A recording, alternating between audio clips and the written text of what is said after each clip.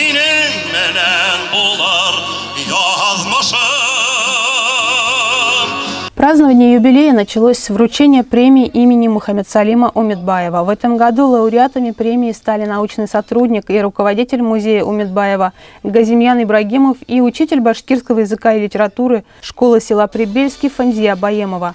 Премия имени Мухаммед-Салима Умедбаева за самоотверженное служение своему району и народу в области литературы, культуры, науки, образования и других сферах была учреждена Советом Кармаскалинского района в 2005 году. 180 лет назад, 21 августа 1841 года, в деревне Ибрагимова появился на свет потомок башкирского дворянского рода Умедбаевых Мухаммед-Салим Ишмухаметович. Выдающаяся личность, обладатель многогранных энциклопедических знаний, внес неоценимый вклад в духовно-историческое развитие своего народа. Оставил после себя великое культурное, научное и литературное наследие.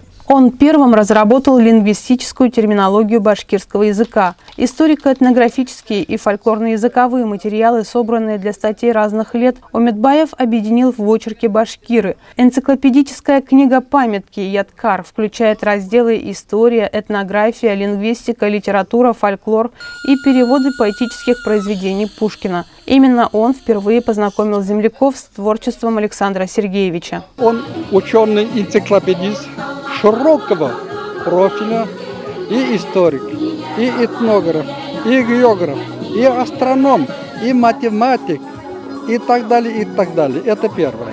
Во-вторых, он великолепный поэт, публицист, переводчик и общественный деятель,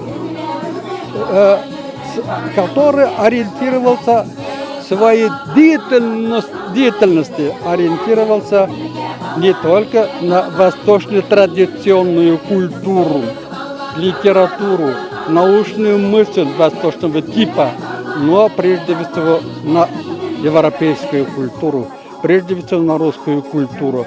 Благодаря этому он вырос до такого уровня.